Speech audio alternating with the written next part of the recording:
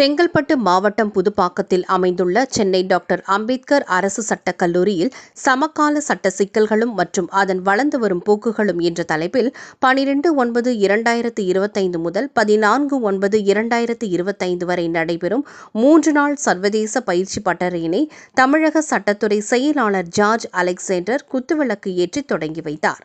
மேலும் இந்த சர்வதேச 3 நாள் பயிற்சி பட்டறையானது தமிழக அரசு நிதி உதவியோடும் தமிழ்நாடு சட்ட கல்வி இயக்கத்தின் முன்னெடுப்பில் புதுப்பாக்கத்தில் அமைந்துள்ள சென்னை டாக்டர் அம்பேத்கர் அரசு சட்டக் கல்லூரியில் நடைபெற்ற இந்த பயிற்சி பட்டறை வாயிலாக தமிழகத்தில் உள்ள அனைத்து அரசு சட்டக் கல்லூரிகளில் பயிலும் மாணவர்களின் சட்ட அறிவை மேம்படுத்தும் நோக்கத்தோடு இந்த சர்வதேச பயிற்சி பட்டறை தமிழக அரசின் சட்டத்துறையில் பரிந்துரையின் பேரில் நடைபெற்றது.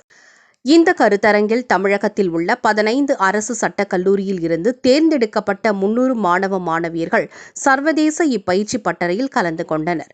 அமெரிக்கா மற்றும் ஐரோப்பிய நாடுகளில் இருந்து சட்ட அறிஞர்களும் வல்லுநர்கள் மற்றும் பேராசிரியர்களும் மற்றும் உச்சநீதிமன்ற உயர்நீதிமன்ற நீதி அரசர்களும் கலந்து கொண்டு இப்பயிற்சி பட்டறையில் மாணவர்களுக்கு பயிற்சி அளிக்க உள்ளனர்.